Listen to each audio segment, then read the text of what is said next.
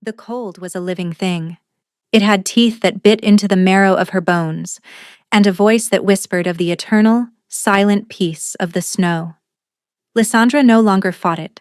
She had been fighting her entire life, fighting for a scrap of warmth, a morsel of food, a single glance that was not filled with contempt.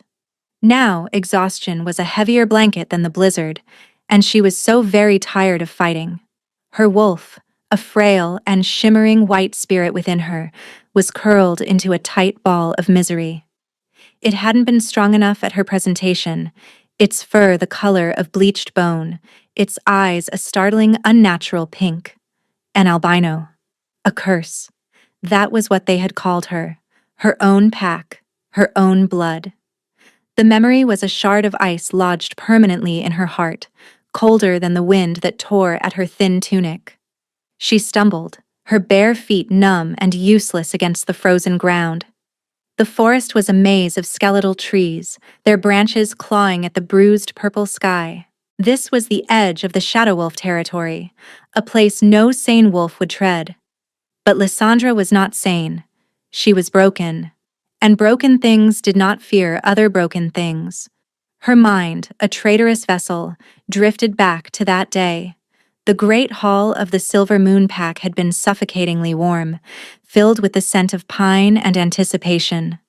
She had stood on the dais, 17 years old, her white hair a stark beacon of her shame. Lord Valerius, her uncle and the pack's high counselor, had looked at her not with familial pride, but with a disgust so profound it had felt like a physical blow. "She is a flaw in our noble line," his voice had boomed, each word a hammer blow against her already fragile spirit. "An omen of weakness. Her wolf is a pale ghost, a mockery of the strength the moon goddess bestows upon us. No true alpha would have her. She is rejected. She is nothing." He had not been her fated mate, but as her guardian, his public rejection held the weight of a final judgment. The assembled pack had not protested. They had murmured in agreement, their eyes a mixture of pity and revulsion. The alpha she had secretly hoped might see past her appearance, a young, ambitious warrior named Rovan, had turned away, his expression one of pure disdain. That was the moment the ice had truly formed, encasing her heart in a prison of worthlessness. Her mother, Elindra, had died years ago, but her last words haunted Lysandra's waking moments and her dreams. "Be silent, my sweet girl. Endure. Your heart is your strength, even if they cannot see it. Do not let their cruelty extinguish your light." But the light had long since dwindled to a barely there ember, and she was so close to letting the wind snuff it out completely. A flicker of movement in the snow ahead dragged her back to the brutal present. It was dark, a stark slash of black against the endless white. Curiosity, a feeling she had thought long dead, stirred faintly within her. She forced her leaden feet forward, her breath pluming in front of her face in short, ragged bursts. It was a wolf, a massive wolf, larger than any she had ever seen, its fur the color of a starless midnight. It was sprawled in the snow, a dark pool of blood melting the pristine white around its flank. Its breathing was shallow, a faint rasp that was nearly lost in the howl of the wind. A deep gash, unnaturally black, and edged with a sickening silver sheen, marred its powerful shoulder. Silver. A poison fatal to their kind. Her first instinct, the one born of years of self-preservation and fear, screamed at her to run. This was a predator, a rogue, or worse. Getting involved was a death sentence. Her life was a miserable, pointless thing, but it was still hers. She should save it. She should turn and let the forest claim this fallen giant. But then, the wolf let out a low, pained whine. It was a sound of profound agony, of a great strength brought low. It was a sound Lysandra knew intimately. It was the sound of her own soul. Her mother's words echoed in her mind. "Your heart is your strength." Could she truly walk away and leave another creature to die alone in the cold? Could she become as callous as those who had tormented her? No, she could not. The decision settled over her with a strange sense of peace. If this was to be her end, then let her final act be one of kindness. Let her die trying to save something, rather than dying while running from everything. Summoning a reserve of strength she did not know she possessed, Lysandra grabbed the thick fur of the wolf's scruff. He was impossibly heavy, a dead weight of muscle and bone. Her weak omega form was no match for him, but she gritted her teeth, her muscles screaming in protest. She pulled. The wolf slid a few inches. "Come on," she grunted, her voice a raw whisper. "You are not dying here. Not today." It was a torturous, agonizing journey. She dragged him foot by painful foot back toward the pathetic hovel she had found, a collapsed woodcutter's hut, barely more than a lean-to against a rock face. The wind fought her, the snow tried to bury them both, and her own body threatened to give out at any moment.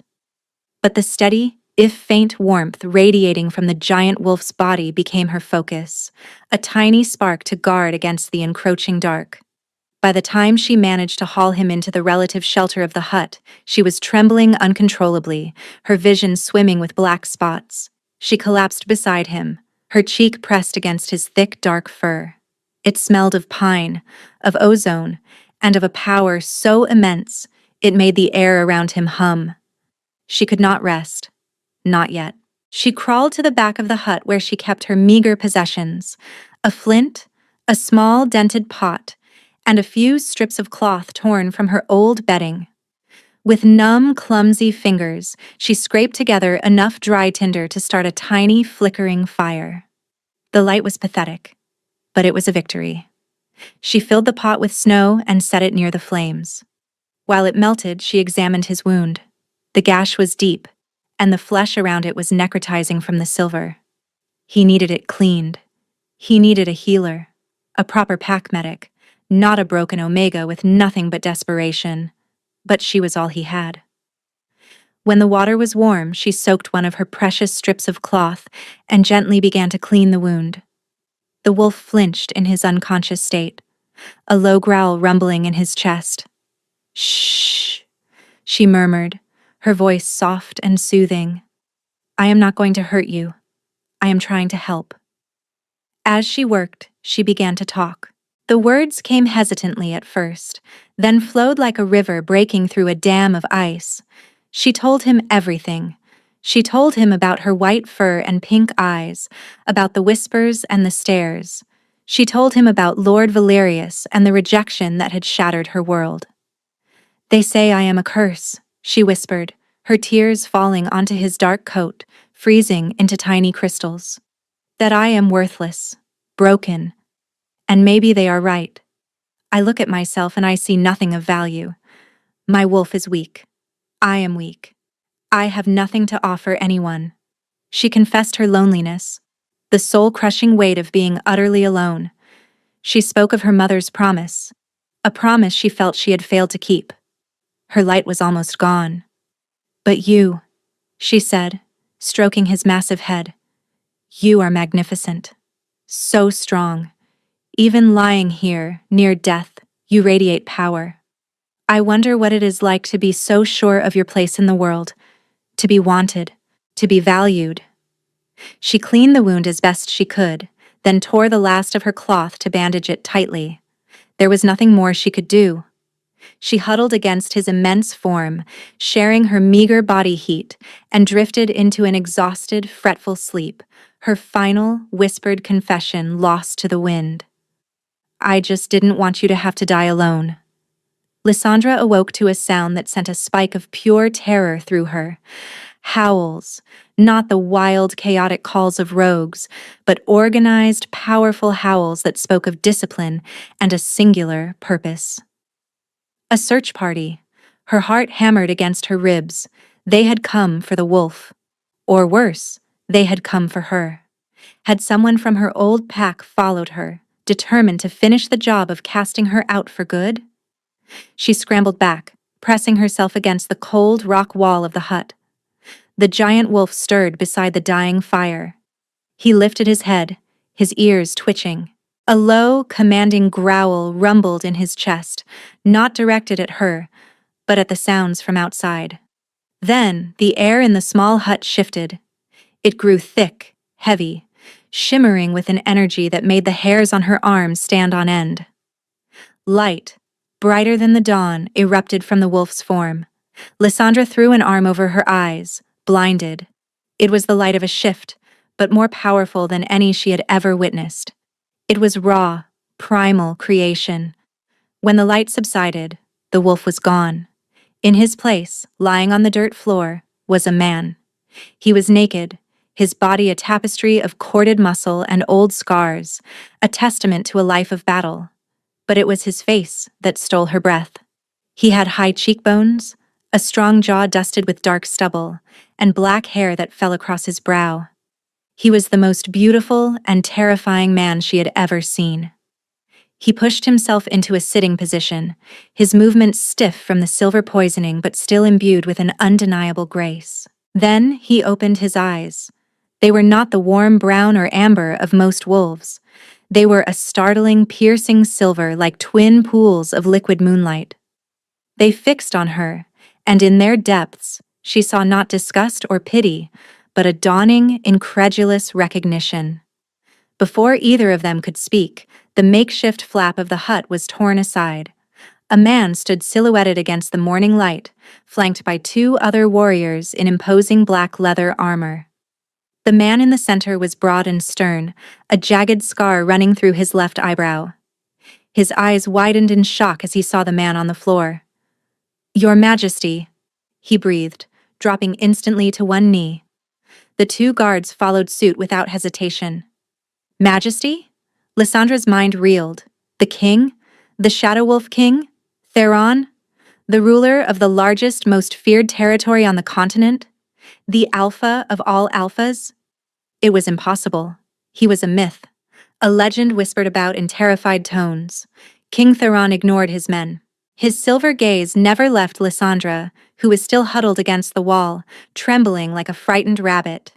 He took in her ragged clothes, her thin frame, her stark white hair, and wide, terrified pink eyes. A strange, unreadable emotion crossed his face. "Gideon." The king's voice was a low, gravelly rumble that vibrated through the very stones of the hut. "My clothes." The stern beta, Gideon, scrambled to obey, pulling a bundle from a pack and offering it with a bowed head. The king rose, his powerful form blocking out the light. He dressed with an economy of motion, never taking his eyes off her. Lysandra felt utterly exposed, stripped bare not by his nudity, but by the intensity of his stare. "I was ambushed," Theron stated, his voice now holding the clear, commanding tone of a ruler addressing his subjects. "Rogues, a dozen of them, their claws laced with silver nitrate. A cowardly attack in the blizzard." He gestured to the bloody rags on the floor. "She found me. She saved my life." Gideon's gaze flickered to Lysandra, his expression a mixture of disbelief and grudging respect.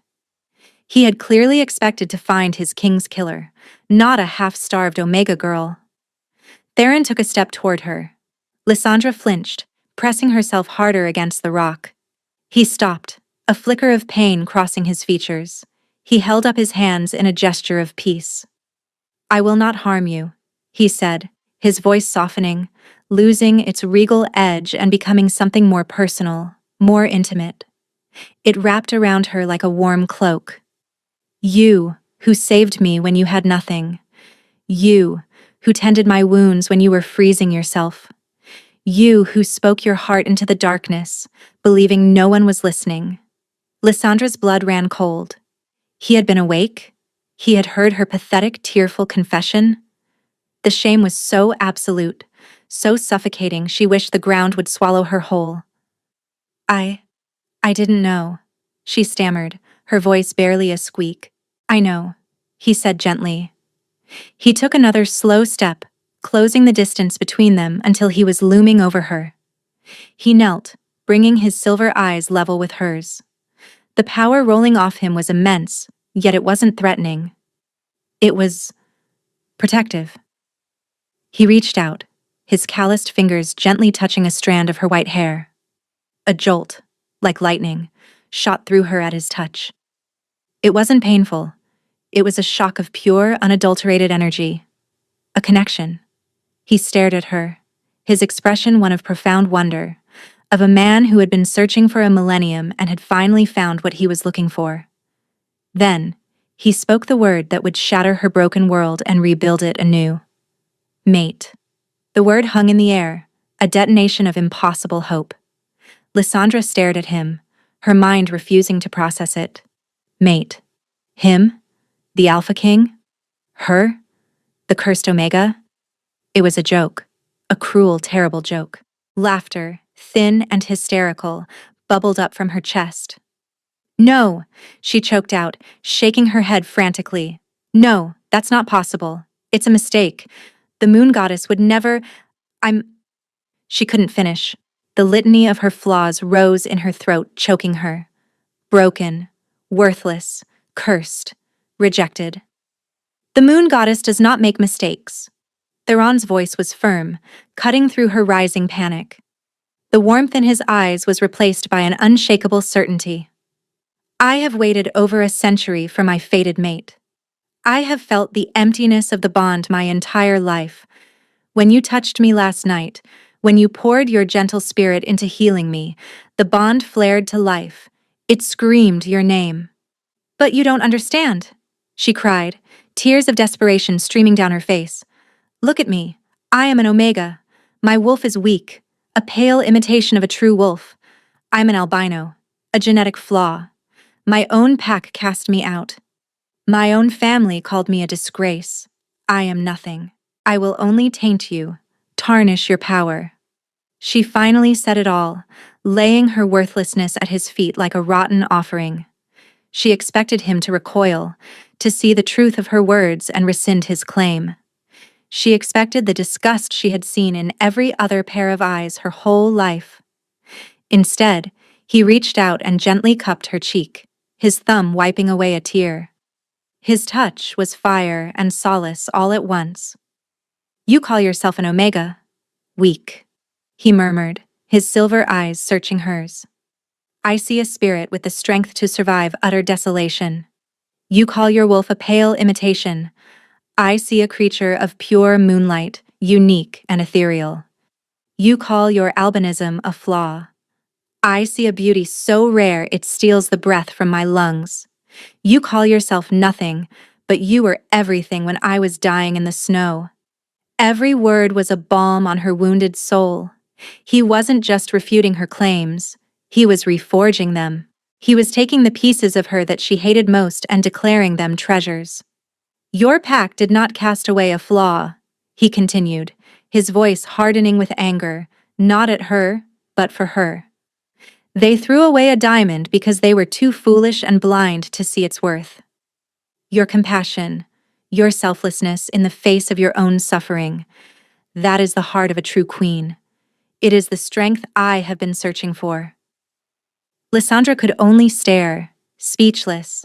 The ice around her heart was beginning to crack, tiny fissures spreading as the impossible warmth of his words seeped in. Could it be true?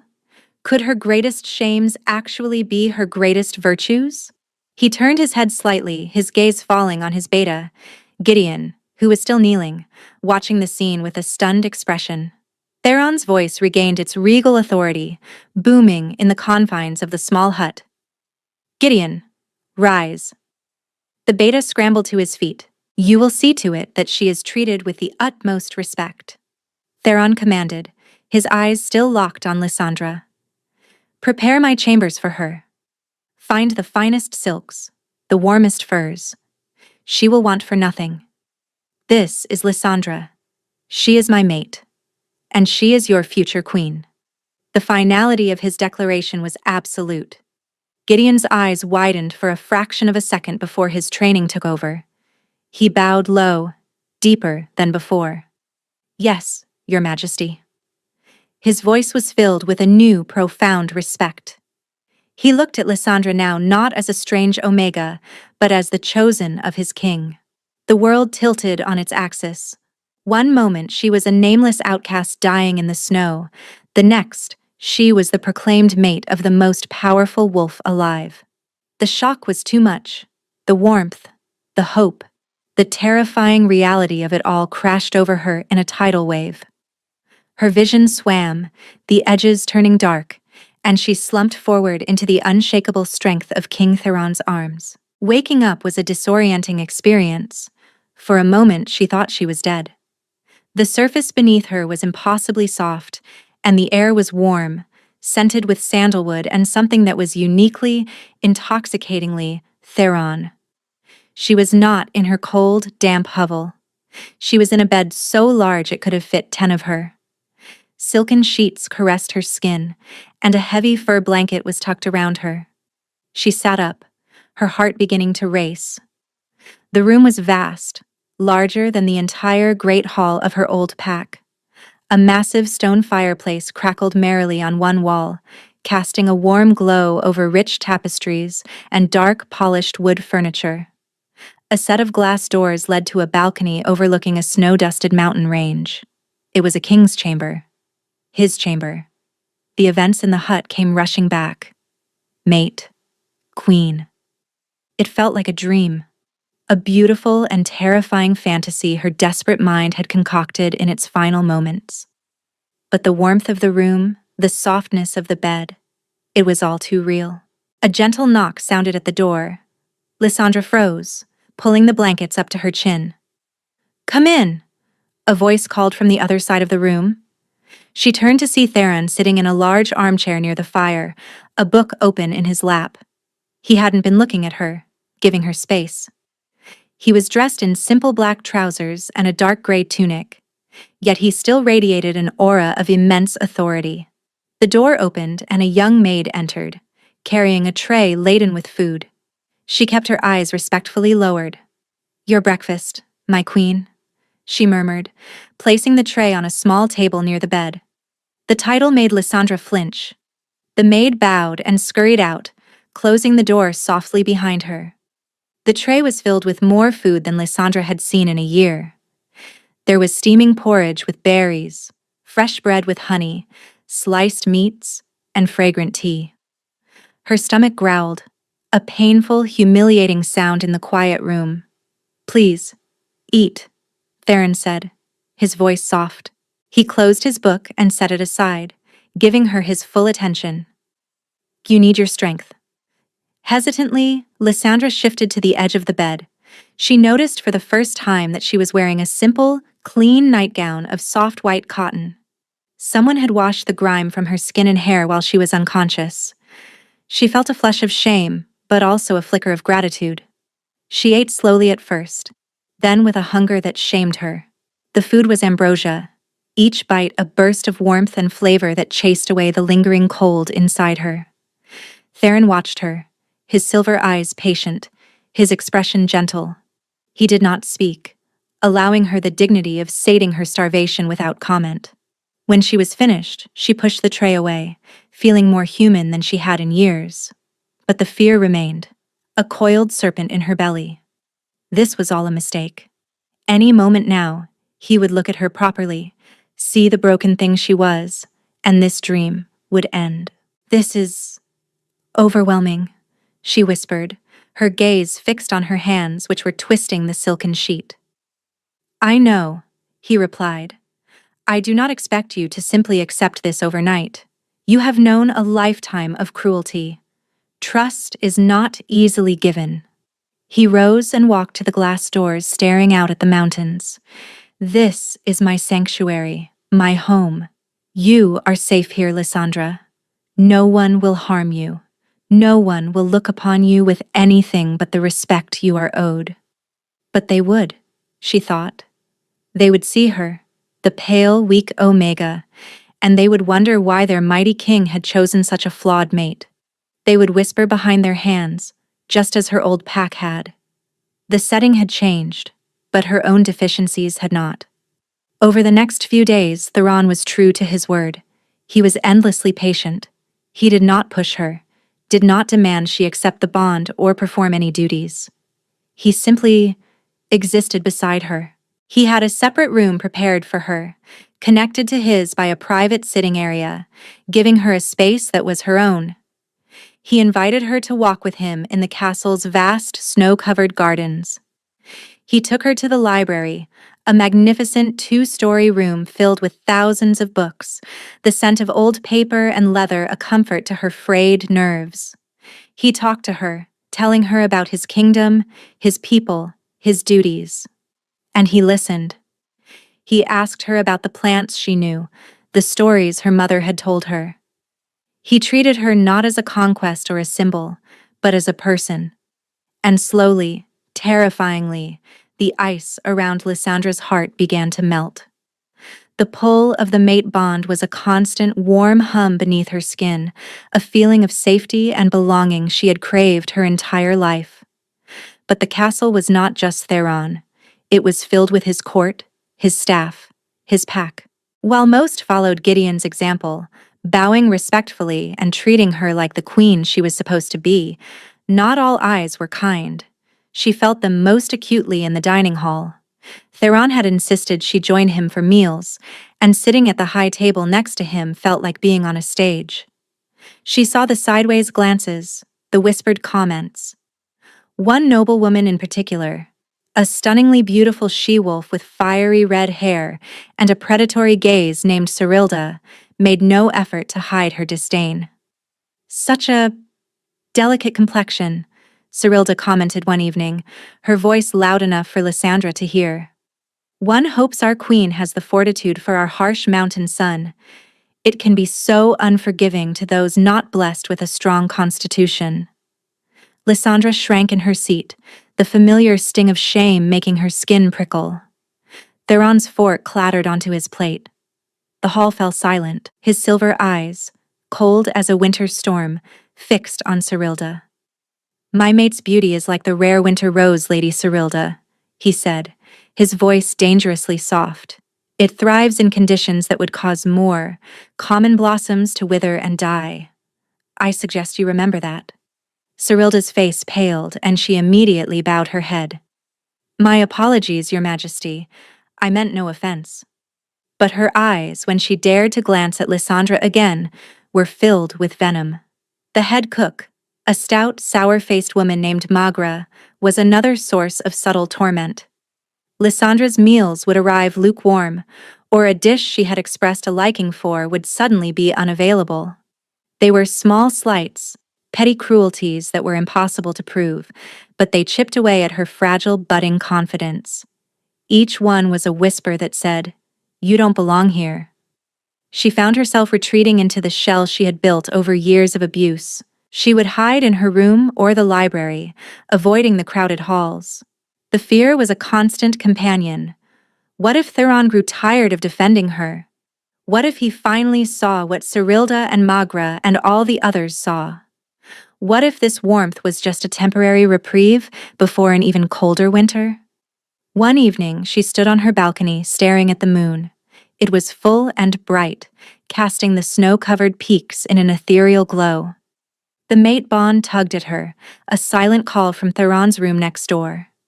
It promised comfort, safety, an end to her loneliness, but she was too afraid to answer it. To accept the bond fully was to give him the power to destroy her. To be rejected once was agony.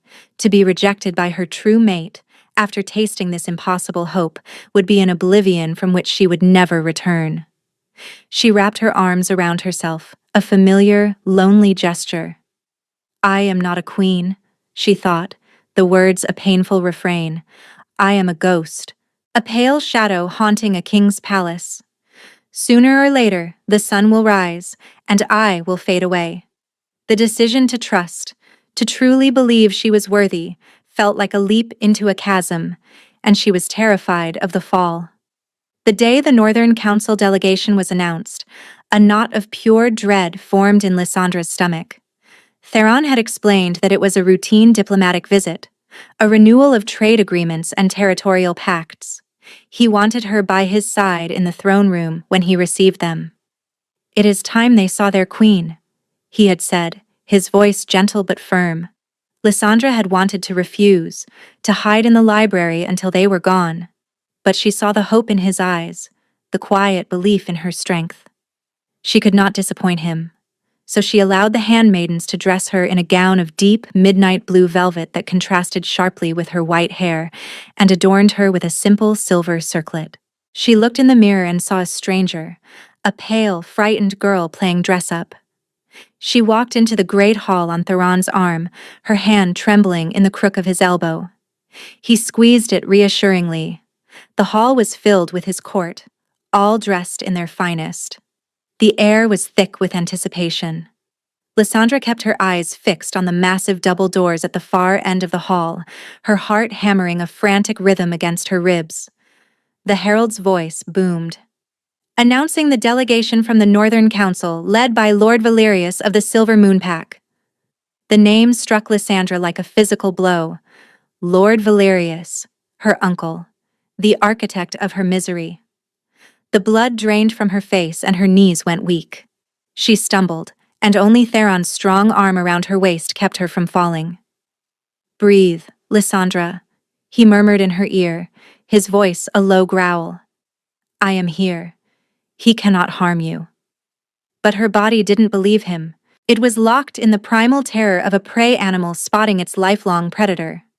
The doors swung open, and he strode in, flanked by other northern lords. He was exactly as she remembered, tall, proud, his face a mask of arrogant authority.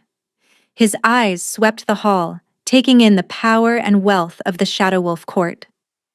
Lysandra instinctively tried to shrink behind Theron to make herself invisible. But it was too late.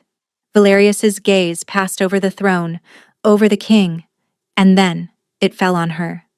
For a moment there was no recognition. He saw only a woman with stark white hair standing beside the king. Then his eyes narrowed, a flicker of confusion, followed by dawning, horrified disbelief. He stopped dead in the center of the hall, causing the lords behind him to bump into him. "Lysandra?" His voice was a harsh, incredulous whisper that carried in the sudden silence. He took a step forward, his face contorting into the familiar sneer she knew so well. "What is this? What is this filth doing in the king's palace? Has she bewitched you, your majesty? She is a servant, a curse." He started toward the dais, his hand outstretched as if to rip her from Theron's side. "Come here, you disgraceful wretch. You do not belong here. You belong in the dirt with the other Omegas." The entire court gasped. Cyrilda, Lysandra noticed from the corner of her eye, was smiling, a cruel, triumphant smirk. This was it. This was the moment everyone would see the truth. Her past had come to claim her. But before Valerius could take another step, before he could lay a single finger on her, Theron moved. He did not shout. He did not draw a weapon. He simply released her and took one step forward, and the temperature in the hall dropped by 20 degrees. "Lord Valerius," Theron's voice was unnervingly calm, but it held the deadly promise of a gathering storm. "You will halt, you will be silent, and you will address my mate with the respect she is due." "My mate." The words echoed in the cavernous hall. Valerius froze, his face a mask of utter shock. "Your mate? This pale, broken thing? Impossible. She is a worthless Omega from my own disgraced bloodline. I cast her out myself." "You cast away a diamond because you were too ignorant to see past the dust." Theron's voice was now laced with a terrifying fury. He did not raise it, but it seemed to shake the very foundations of the castle. He unleashed his alpha aura, not just a hint of it, but a full, crushing wave of absolute power. It slammed into Lord Valerius like an invisible wall. The arrogant lord choked, his face turning purple. He clawed at his throat as if invisible hands were strangling him, and his knees buckled. He crashed to the stone floor, prostrate before the throne, gasping for air. The other northern lords took a terrified step back, their faces ashen. Theron descended the 2 steps from the dais, looming over the pathetic, groveling form of Lysandra's tormentor. "You call her broken?" Theron snarled, his silver eyes blazing with cold fire. "Let me tell you of this broken Omega. Weeks ago, I lay dying in a blizzard, poisoned by silver. Your northern patrols were nowhere to be found. My own guards were lost. I was alone, facing death. His voice carried to every corner of the silent hall. And she found me, this worthless girl who had nothing, who was freezing and starving herself. She dragged my body, twice her size, to shelter. She used her last rags to clean my wounds. She gave me her warmth when she had none to spare. She saved the life of your king while you sat in your warm hall, counting your gold and preening about your noble line. He crouched down, grabbing a fistful of Valerius's fine tunic and hauling his head up. She possesses more strength, more honor, and more nobility in her little finger than you and your entire bloodline have ever known. You are not a lord, you are a fool. A blind, arrogant fool who mistakes cruelty for strength and prejudice for wisdom. He threw Valerius back to the floor. You are banished from my court. Your trade agreements are void. Consider yourself fortunate that I do not march to your pathetic pack and burn it to the ground for the insult you have paid my queen. Queen. He had called her his queen. Lysandra stood on the dais, watching it all unfold. And as Theron spoke each word of vindication, a crack appeared in the glacial wall around her heart. With every defense of her worth, the crack widened. With every ounce of his fury spent on her behalf, a piece of the ice shattered. When he called her his queen, the entire structure dissolved. It melted away in a sudden, overwhelming flood of emotion. The weight of years of shame, of worthlessness, of believing she was a curse, was lifted from her shoulders. Tears streamed down her face, but for the first time in her life, they were not tears of sorrow or pain. They were tears of relief, of release, of catharsis. Theron turned from the whimpering form of her uncle and ascended the steps back to her side. He ignored the stunned court, the terrified delegation. He had eyes only for her. He gently took her face in his hands, his expression softening as he looked at her tear-streaked face. "Are you all right?" he asked, his voice now filled with a deep, rumbling concern. Lysandra looked at him, at this magnificent, powerful king who had seen the worth in her that no one else had, who had not only saved her but had championed her, had fought for her honor when she had none of her own. The last of her fear, the last of her doubt, washed away in the tide of her tears. She saw him, and for the first time, she wasn't afraid of the hope he represented. She was ready to embrace it. In the profound silence of the great hall, surrounded by hundreds of witnesses, Lysandra raised herself on her toes and did something she never thought she would have the courage to do. She kissed him. After the public humiliation of Lord Valerius, the great hall had emptied in a flurry of shocked whispers and hasty departures. The northern delegation, led by a pale and trembling second-in-command, had practically fled the castle. Theron had dismissed his own court with a single, sharp gesture, leaving him and Lysandra standing alone on the dais in the vast, silent room. Her kiss had been brief, a soft, tentative press of her lips against his. But in that single moment the world had shifted. The warm hum of the mate bond had roared to life, a supernova of light and energy igniting between them. When she pulled back, her face was flushed, her heart pounding with a wild, joyful rhythm. Theron stared down at her, his silver eyes wide with a raw, unguarded emotion. It was a look of pure, unadulterated adoration.